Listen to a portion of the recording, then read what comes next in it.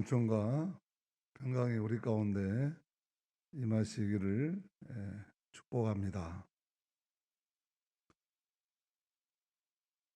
초대교회 때는 이렇게 주일날 카타콤 지하에서 성도들을 다시 만난다는 것 자체가 기적이었습니다.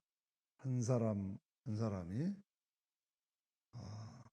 사자밥이 되지 않고 원형 경기장에 끌려가서 죽지 않고 다시 살아서 물고기 표시를 따라 그 힘든 모이는 길을 쫓아 나와서 예배 드린다는 것은 그거 자체가 하나님의 보호하심이 아니면 도저히 가능하지 않는 일이었기 때문에 이렇게 저 교회당 문을 열고 들어오는 사람을 보면 가만 앉아 있을 수가 없었죠.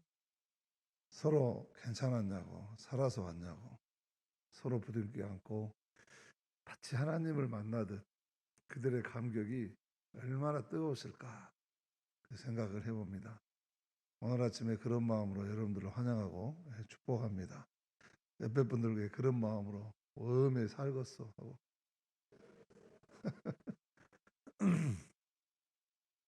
그런 마음으로 우리가 만나서 하나님 앞에 예배를 드려야 한다. 그런 말씀입니다. 엊그제 잠깐 한파로 내린 눈이 지난번하고 달리 그야말로 눈 녹듯 녹아버렸습니다. 우수절기가 지나고 봄볕이 드니 그럴만도 하겠구나 그런 생각이 들었습니다. 이제 도처에서 봄 기운이 올라오고 있습니다. 양산의 통도사의 홍매화는 벌써 활짝 피어버렸다는 소식이고 이어서 구례의 산수유도 노란 꽃망울을 터뜨리기 시작해서 그제는 구례 군수가 이번에도 산수유 축제는 못하겠습니다 하고 발표하는 것을 보았습니다. 이렇게 벌써 세상은 또 꽃들은 봄 소식을 전하고 있습니다. 코로나로 이러니 저러니 해도 새 생명의 축제의 계절인 봄은 오고 기어이 오고 있는 것입니다. 그러니 이래저래 힘겨워도 우리는 희망의 시간을 반드시 살아내야 하겠습니다. 이번 주말부터는 드디어 코로나 백신 접종이 요양병원 종사자들로부터 시작된다고 하지요. 전 국민이 맞으려면 11월까지 걸린다고 합니다만은 그래도 이제 일상으로 돌아갈 날들이 점점 다가오고 있구나 하는 것만으로도 즐거운 소식이 아닐 수 없습니다. 그동안 미뤄놨던 수많은 일들을 다시 시작한다는 것만으로도 가슴이 뜁니다. 이제 백신 접종과 코로나 치료제 시판으로 코로나 확산세가 멈추고 확진자 소식이 극소수로 확 줄어서 마음 놓고 살 수 있는 시간이 어서 빨리 오기를 손꼽아 기다리며 기도해야 하겠습니다. 교회력으로는 지난 수요일부터 사순절이 시작되었습니다.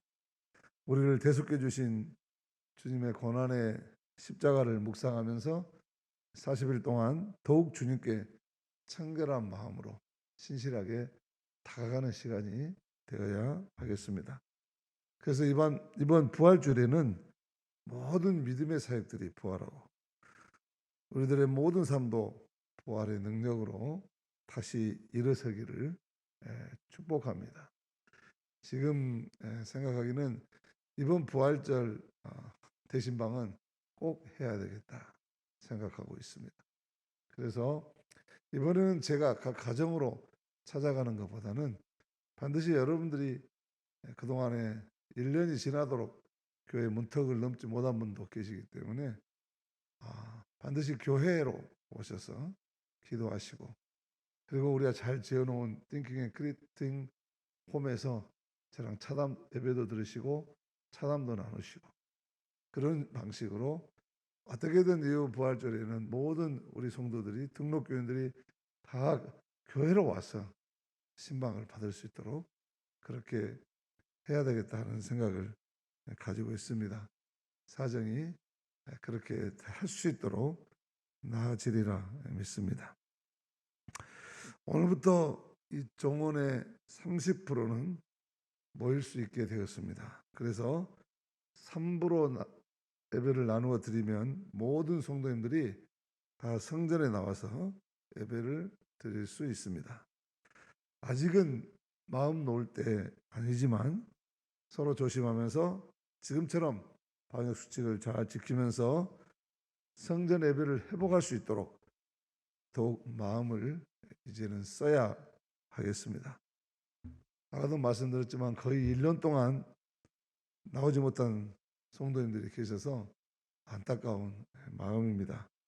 이제 봄날에 그분들의 얼굴도 반갑게 뵐 수 있기를 기대하고, 구역장님들께서 지금까지는 뭐라 말씀을 드리기가 곤란했을 터인데 이제는 구역장님들부터 모여서 정말 기도하고 힘을 얻어서 우리 구역원들 중에 이번 코로나로 인해서 영적 치명상을 입은 분들 찾아가서 상처를 위로하고 다시 일어설 수 있도록 힘을 낼 수 있도록 격려해야 하겠습니다. 오늘 말씀은 예수님께서 당시 새로운 세상이 열리고 있는데도 깨닫지 못하는 사람들을 매우 안타까워서 하시는 말씀입니다. 이 세상에서 새로운 미래를 열어가는 사람들은 언제나 이 현실을 넘어서는 초월적인 전망을 가지고 사는 사람들입니다. 소위 하늘이 준 비전을 품고 있는 사람들만이 새로운 인생, 새로운 삶, 새로운 미래를 열어가는 창조적 소수로 살 수 있었습니다. 그래서 예수님은 제자들에게 자신이 가져오신 하나님의 나라의 전망을 가지고 이 현실에서 언제나 희망을 만들어가는 사람들로 살라고 하신 것입니다. 그래서 쉽게 말해서 예수님은 이스라엘은 듣도 보도 못했지만 모든 삶의 원리를 담고 있는 하나님 나라의 비전과 하나님 나라의 말씀과 하나님 나라의 성령의 능력으로 제자들을 세우시고 깨우셔서 이 땅의 새로운 미래를 열어 가시려고 하셨던 것이 예수님의 하나님 나라 운동이었습니다. 그래서 오늘도 예수님은 이 말씀을 통해서 이 새로운 미래를 가져왔는데도 보지 못하는 사람들, 반응하지 못하는 사람들을 안타까워 하시지만, 그러나 이 말씀은 제자들에게 준 말씀입니다. 이런 시대, 이런 안타까운 시대에 살고 있지만 너희는 그렇게 살지 말아라. 하나님 나라의 전망을 가지고 세상을 바꿔가며 변화시켜가며 이 땅에 하나님 나라를 건설하며 또 천국의 소망을 가지고 영원한 백성들로 살아가라 하는 말씀입니다. 35절 말씀입니다. 같이 읽습니다. 지혜는 자기의 모든 자녀로 인하여 옳다함을 얻느니라. 여기서 지혜는 하나님의 나라를 볼 줄 아는 지혜, 예수님을 구세주로 볼 줄 아는 지혜를 말합니다. 그래서 이 말은 하나님의 나라는, 하나님이 또 가져오신, 예수님이 가져오신 하나님의 나라는 그 나라를 희망하면서 현실에서 올곧게 살아가는 하나님의 자녀들, 이것을 깨달은 하나님의 자녀들을 통해서 비로소 저렇게 사는 것이 맞았구나, 저렇게 사는 것이 옳구나, 저렇게 사는 것이 영원히 사는 것이구나 하고 그 백성들을 통해서 하나님의 나라가 증명될 뿐만 아니라 이루어진다, 그런 말씀이죠. 이해되시면 아멘 하시고, 이해 안 되셔도 아멘 하십시오. 그런데 예수님 당시에 많은 사람들은 세례 요한과 예수님께서 오셔서 그토록 하나님의 나라에 대해서 외치고 설명을 해 주었어도 도대체 이해하려고 하는 것 자체가 아니라 아예 받아들이려고 하지를 않는 것입니다. 자신들의 기득권 때문에 도저히 예수님이 가져오신 또 세례 요한이 주장하는 저 세계를 따라가다가는 손해 많이 보겠구나 하고 아예 거들떠 보지도 않고 더 나가서 배척하려고 했던 것이죠. 32절 말씀 같이 읽습니다. 비유하건대 아이들이 장태한 자 서로 불러 이르되 우리가 너희를 향하여 피리를 불어도 너희가 춤추지 않고 우리가 고가해도 너희가 울지 아니하였다 함과 같도다. 이 비유 이야기의 마당은 아이들의 놀이터죠. 팔레스타인의 대부분은 아주 비가 오지 않아서 사막과 같은 박토였습니다. 광야잖아요, 광야. 그래서 농부들이 공간을 남기지 않고 모두 밭으로 개간을 해서 조금 넓고 쓸만한 땅은 전부 농토로 포도나무 심고 감람나무 올리브나무 심어서 이게 농사를 지었기 때문에 아이들이 마음 놓고 뛰어놀 장소가 없었습니다. 사실 우리나라 옛날에도 국민학교하고 교회가 생기기 전에는 애들이 놀 장소가 없었어요. 그래서 어렸을 때 놀이터가 다 학교 운동장하고 교회였어요. 그렇듯이 팔레스타인 이 아이들도 뛰어놀 장소가 없었어요. 그래서 아이들이 놀 수 있는 유일한 공간은 장사꾼들이 주기적으로 모이는 장터였습니다.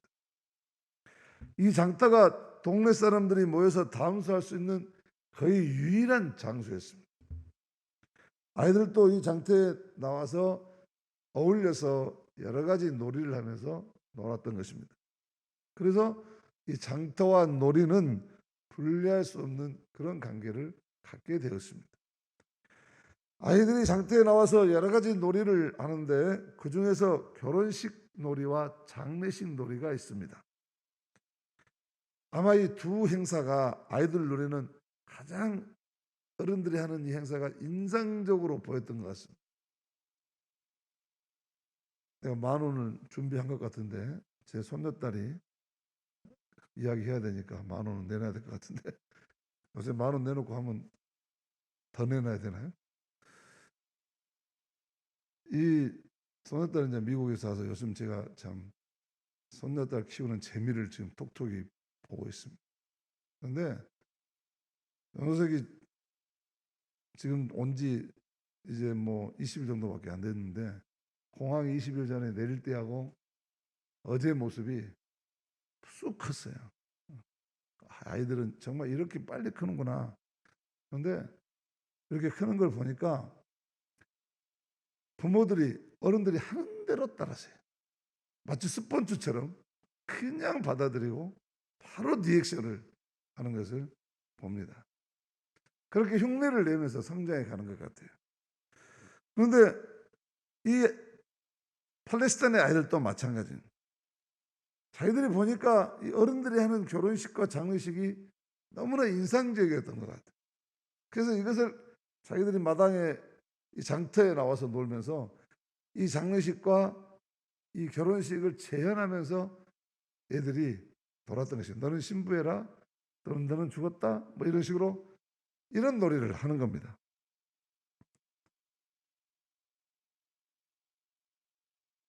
우리가 시골에서 우리나라도 마찬가지지만 한 집안에서 결혼하는 날에는 온 동네가 떠들썩했죠. 근데 팔레스타인의 축제는 더 일주일씩 했지 않습니까? 그러니까 아이들이 그게 굉장히 인상적이었던 거죠. 하루 종일 먹고 마시고 춤을 추면서 이날을 계기로 공동체 의식을 다지기도 하고 이날 아주 그냥 스트레스 다 풀고 그냥 이 결혼식을 마음껏 즐기는 거예요. 그래서 예수님께서도 가나의 혼인잔치 비유를 통해서 하나님 나라는 이렇게 먹고 마시고 즐기는 곳이라고, 하나님 나라는 이렇게 기쁨이 충만한 곳이라고 그렇게 표현하시기도 하셨죠. 또 하나의 대사가 장례식입니다. 죽음은 인간이라면 누구나 피할 수 없는 운명이죠. 그래서 죽음을 슬퍼하는 것은 다시 만날 수 없다는 영원한 이별에 대한 슬픔 때문에, 아쉬움 때문에 슬퍼하는 겁니다.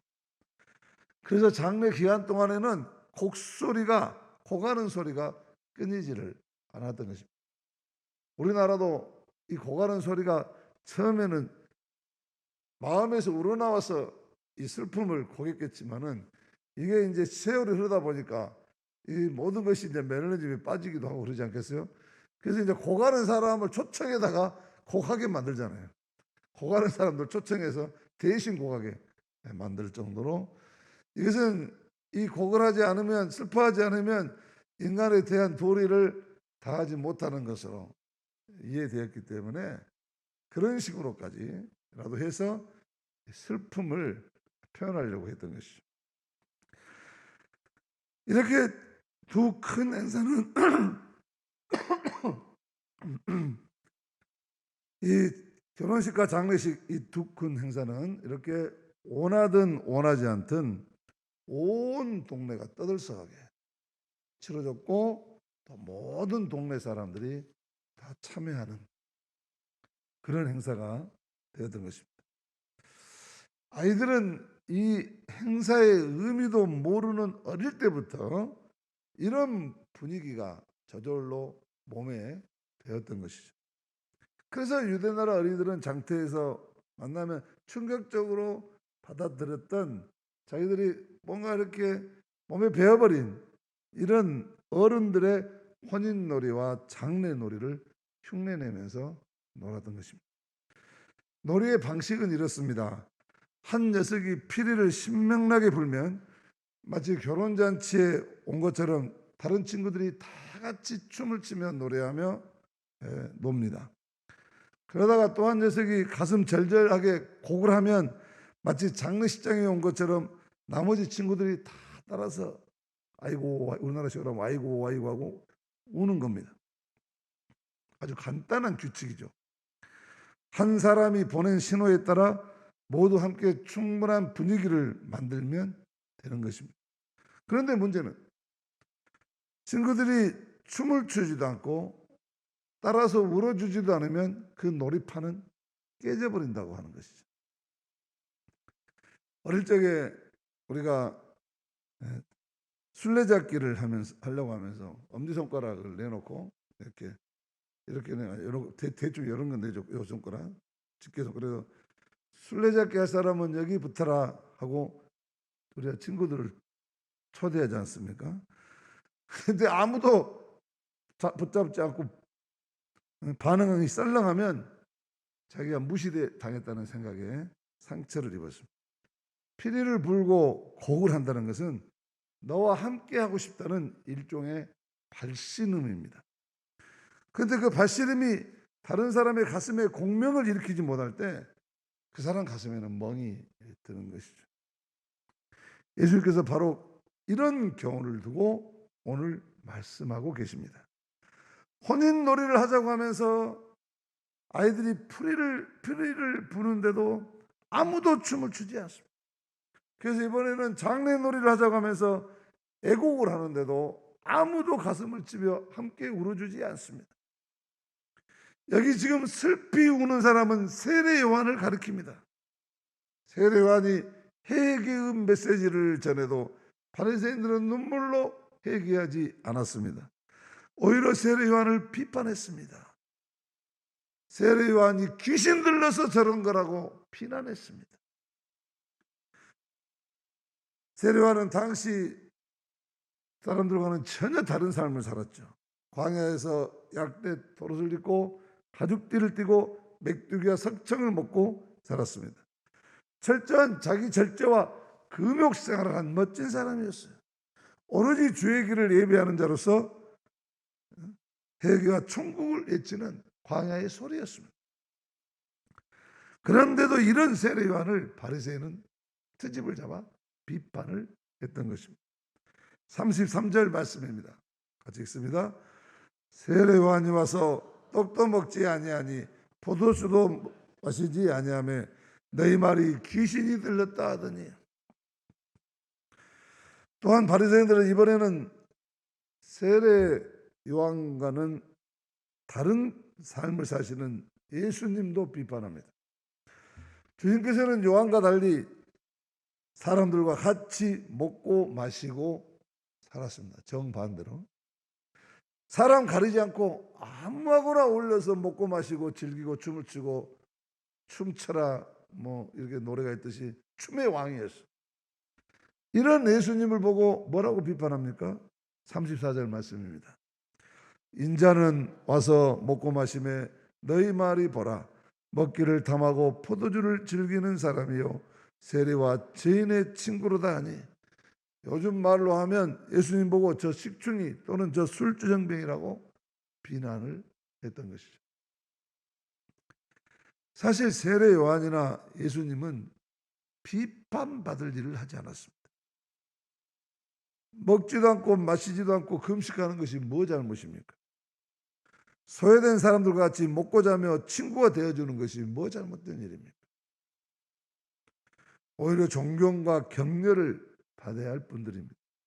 그럼에도 불구하고 그들은 비난을 했던 것이죠.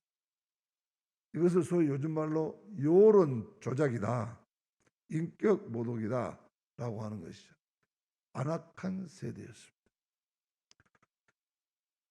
자, 그런데 이런 사정, 우리 세대라고 해서 다른 게 있습니까?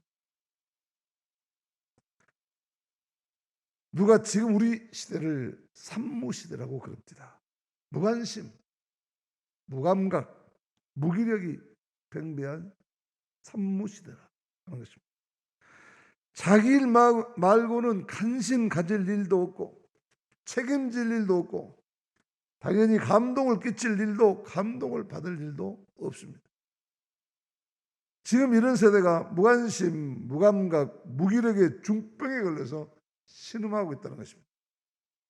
미국의 밥 무헤드 목사는 우리 시대의 역설이라는 책에서 이렇게 말하는데 참 재미있어서 제가 좀 길게 인용했습니다. 들어보십시오. 얼마나 우리 시대를 표현하고 있는지. 건물은 높아졌지만 인격은 더 작아졌다. 고속도로는 넓어졌지만 시야는 더 좁아졌다. 소비는 많아졌지만 더 가난해지고 더 많은 물건을 사지만 기쁨은 줄어들었다. 집은 커졌지만 가정은 더 적어졌다. 더 편리해졌지만 시간은 더 없다. 학력은 높아졌지만 상식은 부족하고 지식은 많아졌지만 판단력은 모자라다. 전문가들은 늘어났지만 문제는 더 많아지고 약은 많아졌지만 건강은 더 나빠졌다. 너무 분별 없이 소비하고 너무 적게 웃고 너무 빨리 운전하고 너무 성급히 화를 낸다.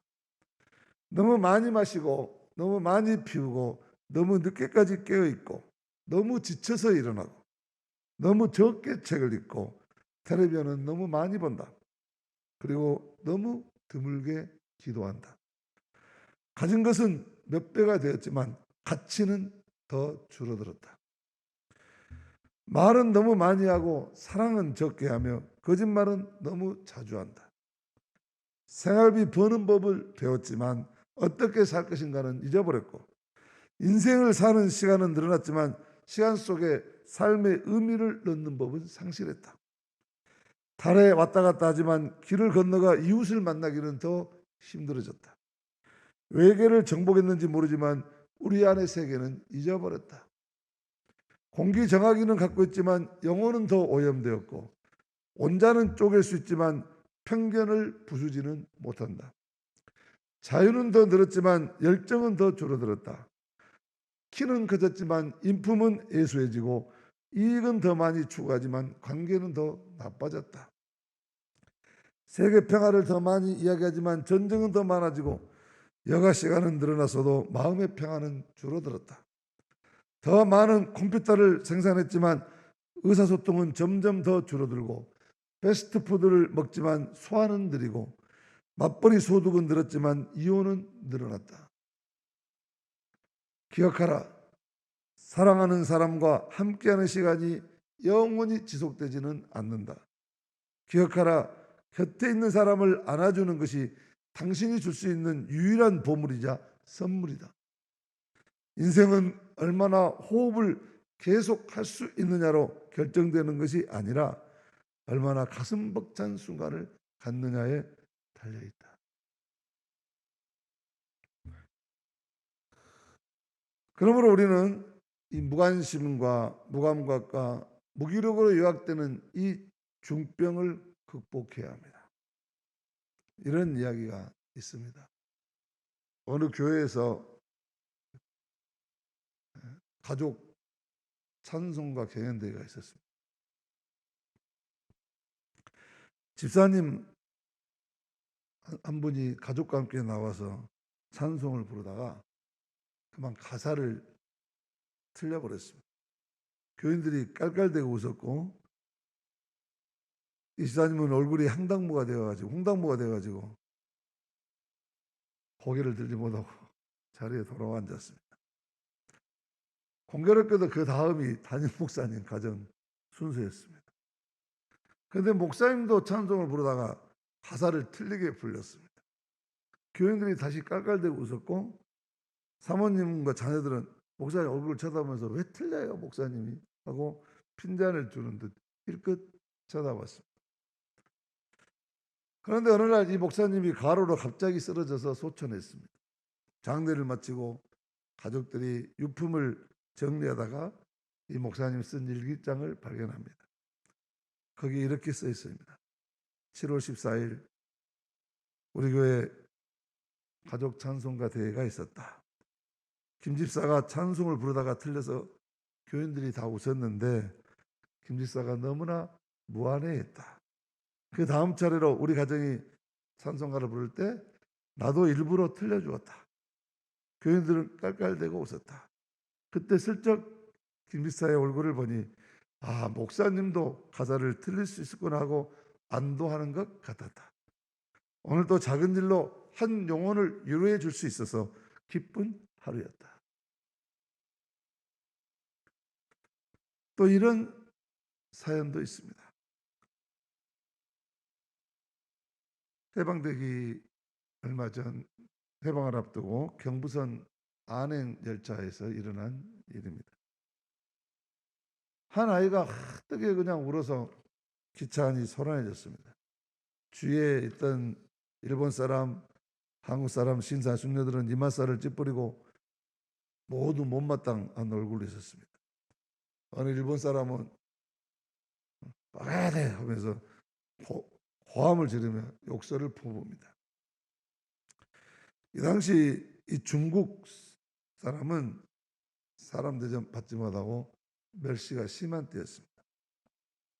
그런데 이 중국 사람 아이가 더 큰 목청으로 울어댑니다. 이 중국 사람 미안해서 땀을 뻘뻘 흘리며 아기를 업었다 안았다 일어섰다 앉았다 어쩔 줄을 몰라 하면서 몹시 당황하고 초조해합니다. 그런데 아이가 계속 웁니다. 그때 한 점잖은 손님이 여보세요.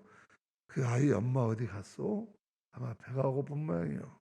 하고 물었습니다. 이 중국 사람 눈에서 눈물이 핀 돌았습니다. 나는 부산에서 살고 있는데 이 아이 엄마가 일주일 전에 죽었습니다. 그래서 고향인 산동성의 부모님에게 데려다 주러 가는 길입니다. 하면서 눈물을 흘리는 거죠. 우유병을 흔들어 먹여도 아이는 빨지 않고 뭐 다른 것을 놀이를 기구를 줘도 받아듣지도 않고 해서 보채고 울기만 합니다. 그때 한 구석에 있는 한 여인이 아이 앞에 나타났습니다. 30대쯤 되는 삼배적성과 치마를 깨끗하게 입은 수줍은 시골티 나는 아낙네였습니다. 이 여인이 아이를 자기에게 좀 달라고 합니다. 그러더니 아기를 빼앗듯이 받아 안아가지고 자기의 젖을 꺼내어 빨리기 시작했습니다. 아이가 꿀꺽꿀꺽 울음을 그치고 맛있게 빨아먹었습니다. 한쪽을 다 먹이고 다른 한쪽의 젖을 다 빨아먹였습니다. 중국 사람들이 이 눈물을 흘리면서 몇 번이나 고맙다고 절을 합니다. 시끄럽다고 소리치던 사람들은 고해진 동시에 시선을 그 이름 모를 여인에게 집중했습니다. 저 사람 어떤 분인가? 그리고 자기들끼리 무엇인가 소곤거립니다. 아이는 양주 젖을 맛있게 빨아먹고 깊은 잠에 들었습니다. 중국 사람이 고향에 가서 내가 감사하다는 편지를 쓰겠으니 아주머니 주소와 이름을 좀 말씀해 주십시오 하고 간청했지만 이 여인은 그럴 필요 없어요 하면서 웃음을 지으면서 자기 자리로 돌아갔습니다. 이 모습은 성모 마리아의 성스러운 모습과도 같았다. 그런 이야기입니다. 사람에 대한 이런 배려가, 이런 관심이, 이런 기력이 어디서 나오는 것입니까? 무관심과 무감각과 무기력의 중병을 치료받고 극복한 사람만이 할 수 있는 일 아니겠습니까? 어떻게 이런 기력을 회복할 수 있겠습니까? 초대교회 성도들은 바람 같은 또 불 같은 성령의 생기가 임할 때 그들은 유대한 하늘의 군대로 일어나서 남을 살리는 사람들, 남을 살리는 교회를 이루었습니다. 인생은 노래하는 것이라고 오늘 예수님이 가르쳐 주십니다. 신앙생활도 놀이하듯 하는 것입니다. 놀이는 재밌고 신나는 것입니다. 함께하는 것입니다. 돕는다는 것은 우산을 들어주는 것이 아니라 함께 비를 맞는 것이다 라는 말이 있습니다. 함께 웃어주고 함께 울어주는 것입니다. 이렇게 기쁨을 나누면 배로 늘고 슬픔을 나누면 반으로 줄어든다고 하지 않습니까? 인도의 선교사 스탠리 존슨은 그의 자서전 순례의 노래에서 우리의 눈이 번쩍 뜨이는 이야기를 합니다. 오늘 다니엘서에 나오는 이야기입니다. 하늘 보좌에 앉으신 분 곁에 서 있는 어린 양이라는 말은 우주의 그 어린 양이 우주의 중심이라는 말이다. 보좌에 앉으신 분 곁에 서 있는 어린 양이야말로 연약한 생명을 위해 자신의 목숨을 내어준 속죄 양입니다. 자기를 내어주는 사랑, 죗값을 지불하는 사랑, 희생적인 사랑이 우주를 다스리는 우주 안에 있는 가장 위대한 힘이요 위대한 중심이라고 하는 것입니다. 이 말은 오늘도 이 그리스도의 아가페적 사랑만이 우리 인생을 유일하게 생기 있게 이끌어낼 수 있는 유일한 가치이고 유일한 삶의 능력이고 유일한 미래를 견인하는 힘이다. 그런 말씀입니다. 우리가 성도라면 우리 삶의 중심에 내 가슴의 중심에 이런 어린 양 예수의 마음을 모시고 역사의 중심, 공동체의 중심, 우주의 중심이 되어서 살아가야 할 것입니다.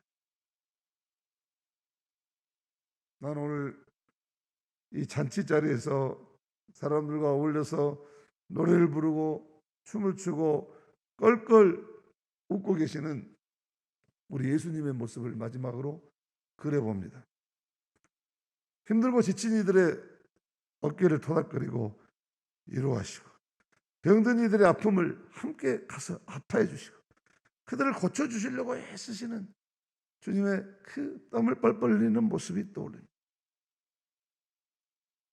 그리고 모든 사람들이 다 기쁨을 회복되어 기쁨을 되찾도록 하기 위해서 무언가 저들과 만나고 이야기하고 손을 잡고 터치하고 온몸을 다해서 관계를 맺으려 하시는 주님의 모습을 봅니다. 그렇습니다. 우리는 예수님 먼저 우리의 어깨에 손을 얹어주셔서 우리는 새 사람이 되었습니다. 이제 우리가 누군가의 어깨에 손을 얹어서 어깨동무가 되어야 할 차례입니다. 오늘 예수님은 당신이 부는 피리 소리에 따라 춤을 춰주고,